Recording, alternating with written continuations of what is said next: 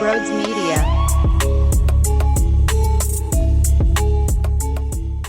He is everything you want in a franchise quarterback. And in this clip specifically, he was asked about what he meant on the sideline when he said losing Super Bowl 57, quote, changed his soul. What I was saying was, just my mentality transforming. It was just a transformation for me. And you have formative experiences that form who you are, and it's all been based off the same foundation of who I am. But, for so long I put tons of effort into improving, trying to be the best that I can be. But going through everything that I've gone through, you learn the value of winning, and it's like you winning is beating the opponent, improving is beating yourself, and I think both are required to be great and be remembered in history. But I just think there was more of a, I just say the desire to win just burned like it never burned. Oh no, it cut off. Quote, my desire to win burned like it never burned before. And then he also goes on and discusses how when you lose, that pain that you have when you lose in Super Bowl 57, it is more impactful than the feeling after you win the Super Bowl. So my man is still obsessed with losing. My man is still obsessed with that pain and that struggle. That man is still thinking about what it felt like when he was sitting there with the wrong colored confetti falling on his face, even though he felt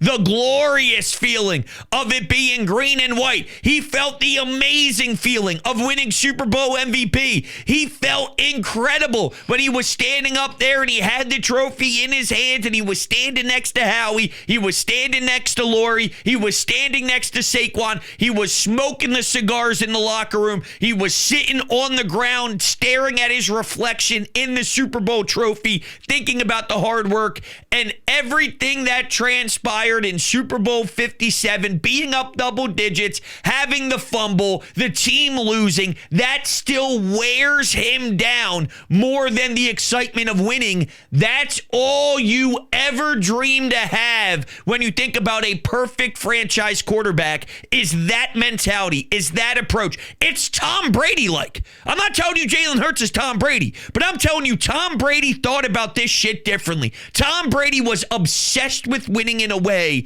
where when he did lose in the Super Bowl, when he did lose in a big game, when he had a moment where he could look back and reflect and maybe have 8 or 9 championships, the fact that he missed out on 2 more or 3 more, that crushes his soul, and it probably hurts more than thinking about some of those rings that he has on his fingers. They're rare, okay? They don't grow on trees. And the fact that you have that coming from Jalen Hurts, but you also have A.J. Brown taking it to Instagram saying this isn't hitting the way that I thought because I'm more obsessed with the journey and I'm more obsessed with getting there and I'm more obsessed with chasing it.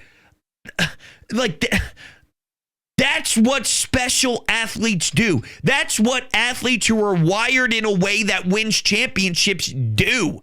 And the fact that we have that set up as our foundation right now, and Howie, same thing. Howie has it, Hurts has it, AJ has it.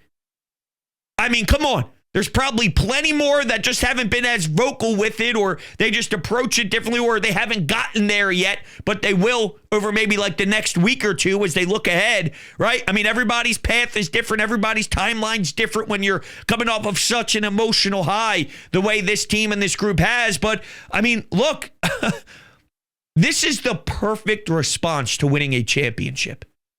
It really is. And you know what?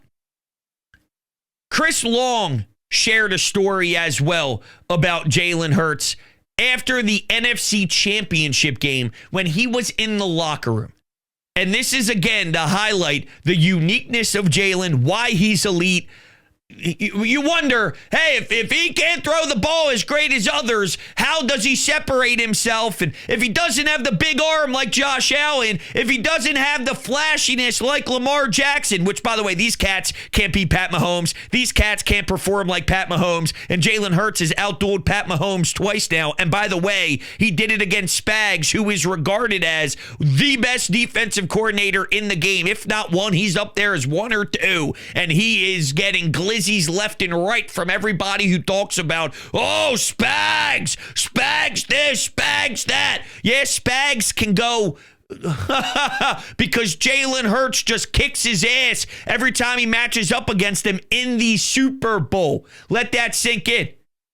But you know what? Maybe he doesn't have the same arm as some of the gunslingers in the league. How does he do it then? His mental makeup. His mental makeup is elite. His mental makeup is special. Why is A.J. Brown reading books on the sidelines? He talks about how much this game is mental. And these two guys are very important to the fabric of this team. And that's the way these two guys think. And that's their strong suit, on top of A.J. being a monster and being legitimate and a force that nobody can ever do anything against. I mean, AJ can eat against anybody in this league consistently. So he's got it physically, he's got it mentally. You know, Jalen's got a phenomenal set of tools as well, but he clearly shines with his mental approach. He's checking at the line of scrimmage nonstop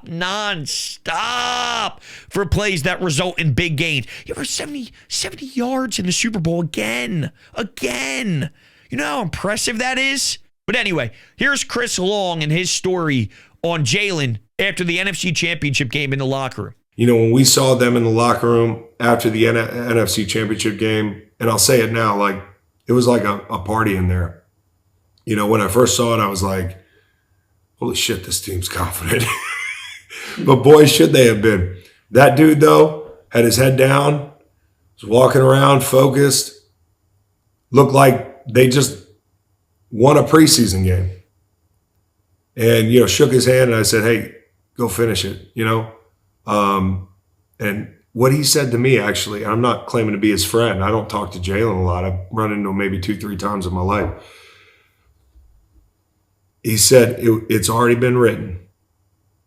I'll never forget that. I got chills. And what that is belief. It's resolve. And that's between the ears, which is the hardest thing as a football player. And so congratulations to Jalen Hurts. Think about that.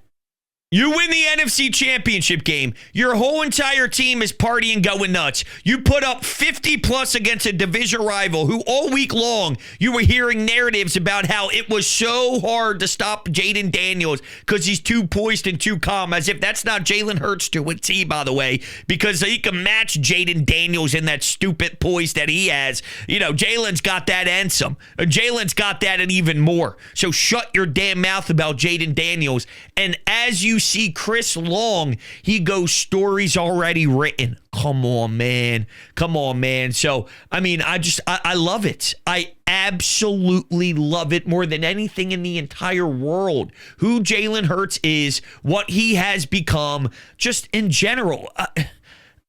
This is it. This is everything you dream of when thinking about a franchise quarterback. You can't ask for anything better. You can't ask for anything more perfect from the mental side of the game than Jalen Hurts.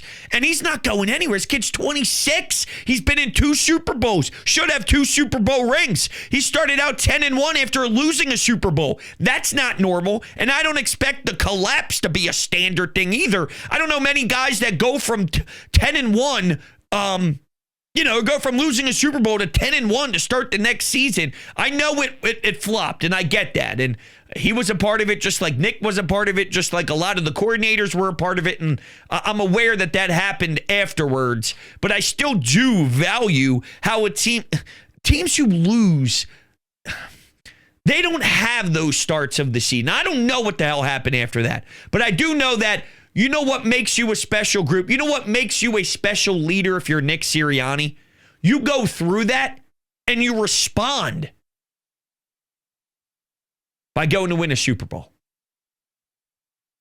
Through 4 weeks, really, in the offseason, there was a real discussion by the front office on if he should get fired.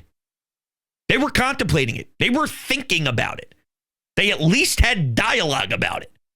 It's a big deal. Then 4 weeks in, it got even louder. So Nick went through all that. and had them rally together, buy in, not point any fingers, not start blaming everybody and, have the whole locker room and the aura crumble and all that stuff. No, if anything, it probably helped them rally together. But there's something unique about the group and the leadership of the group if that's how you rally together. And to form a relationship that instead of pointing fingers, the natural way to attack is we have to find a way. And not only do we have to, we are going to. And we are going to set the record straight that we are a damn good football team. We are an elite football team, and we're good enough to go win a fucking Super Bowl. And we're going to show the entire world that. That's hard to do and hard to sell when you're 2-2 after a collapse like last season and a rough start to this year. That's hard to do. That noise got loud, real loud. So credit to everybody. All right, so here's Greg Cosell on Jalen Hurts after watching the tape on Sunday. Listen to what Greg Cosell had to say about QB1.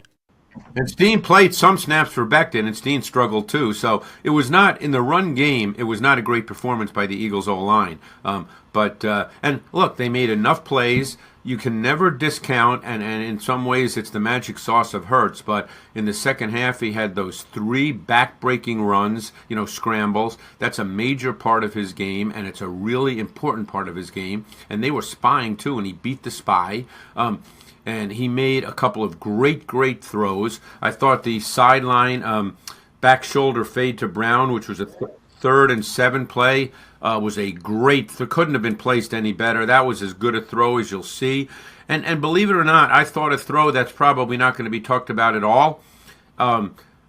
It was, I think, 3rd and 7, and he hit Smith for 9 yards for a first down.